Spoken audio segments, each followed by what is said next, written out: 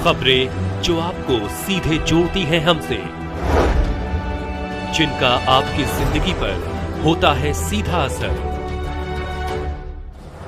खबरों की वही तस्वीर, बिना बदले बिना डरे, जज्बा सच का लिए, सच दिखाते हैं।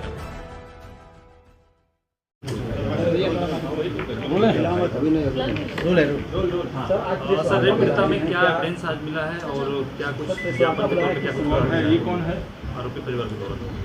देखिए, जनपद हमारे जनपद के थाना लालपुर पांडेपुर में एक एफआईआर 6 तारीख को दर्ज हुई थी, जिसमें एक लड़की ने अलग अलग दिनों में अलग अलग लड़कों के द्वारा उसके साथ बलात्कार करने की घटना का जिक्र किया था, जिस पर पुलिस ने तत्काल एफआईआर दर्ज करके उस समय कार्रवाई आरंभ की थी और इसमें 14 लोगों को गिरफ्तार किया था।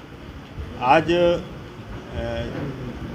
काफ़ी बड़ी संख्या में यहाँ पर उनके परिवार से संबंधित लोग, अन्य सामाजिक संगठनों से जुड़े हुए लोग कार्यालय में आकर के ज्ञापन दिए हैं, जिसमें उन्होंने आरोप लगाया है कि जिस अवधि में लड़की स्वयं को बंधक बता रही है, अपने साथ रेप होना बता रही है, 29 मार्च से लेकर के 4 अप्रैल के मध्य में, उस अवधि में इस लड़की ने स्वयं अपने इंस्टाग्राम पोस्ट पर तमाम वीडियो पोस्ट किए हैं। इस अवधि में कुछ ऐसे सीसीटीवी फुटेज घर वालों ने यहाँ पर दिखाए हैं, जिसमें वो लड़की 2 तारीख को यहाँ घाटों पर हंसी खुशी हंसती हुई घूमती भी दिखाई पड़ रही है।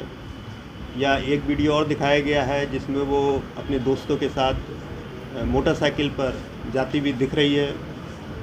इसके अलावा जो परिजनों का कहना है, मतलब जो अभियुक्त पक्ष है, उनके परिजनों का कहना है कि एफआईआर में लड़की ने 29 तारीख को एक अपने परिचित राज विश्वकर्मा के साथ रेप की घटना को कारित होना बताया है।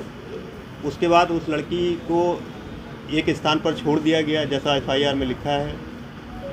अगले दिन कोई नया साथी उसको मिलता है, वो उसको एक कैफ़े में ले जाता है, अपने साथियों के साथ बलात्कार करता है, फिर उसको नदेसर में छोड़ देता है। तीसरे दिन अगला मिलता है, उसको गलत काम करके होटल के बाहर छोड़ देता है। एक दिन लड़की 80 घाट पर रहती है, एक दिन लड़की अपनी सहेली के घर जाती है, वहाँ भी सोती है, फिर एक दिन आईपी मॉल के सामने बैठती है। तो इन सभी स्थानों पर पुलिस की, जैसे 80 घाट पर भी चौकी है, आईपी मॉल से भी 200-300 मीटर की दूरी पर पुलिस की चौकी है। पुलिस इन स्थानों पर पेट्रोलिंग भी करती रहती है। तो घर वालों का आरोप है कि यदि उसके साथ इन दोनों में कोई गलत काम हो रहा था तो उसने पुलिस को सूचना क्यों नहीं दी, या जैसे हुकुलगंज में उसको छोड़ा गया था, वहाँ से उसका घर हुकुलगंज में ही है, तो वो अपने घर क्यों नहीं गई। 2 दिन वो सहेली के घर रही, तो वहाँ पर उसने सहेली को दुष्कर्म की बात क्यों नहीं बताई। इस तरह के आरोप तत्व जो उन्होंने इन पर जांच करने के लिए प्रार्थना पत्र दिया है।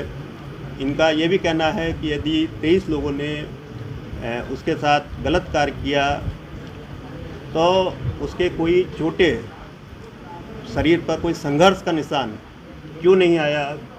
अलग अलग कैफ़े में उसने आरोप लगाया है कि उसके साथ गलत काम हुआ, तो उसने कोई शोर शराबा हल्ला वहाँ पर क्यों नहीं मचाया।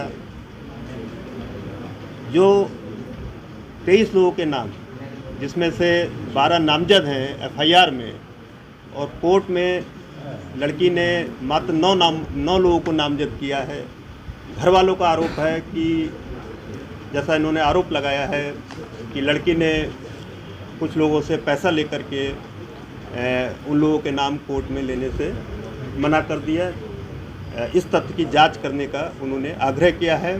साथ में ये भी उन्होंने आरोप लगाया है कि इन लोगों से भी पैसे की डिमांड की जा रही है, और कुछ लोगों को ये डराया धमकाया जा रहा है कि यदि पैसा नहीं दोगे तो जो लोग अज्ञात में लिखाए गए हैं उसमें उनका नाम लड़की के द्वारा लिया जाएगा।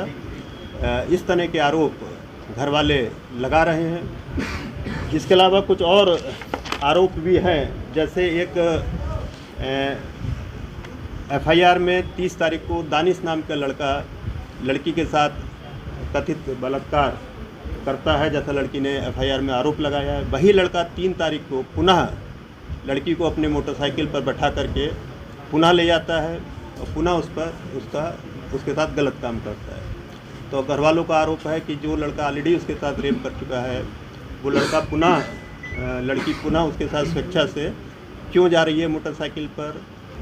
एफआईआर में एक जगह जिक्र किया गया है कि मोटरसाइकिल पर 2 लोगों ने हाईवे पर लड़की के साथ गलत काम किया, जो कि घर वालों का कहना है कि संभव नहीं है।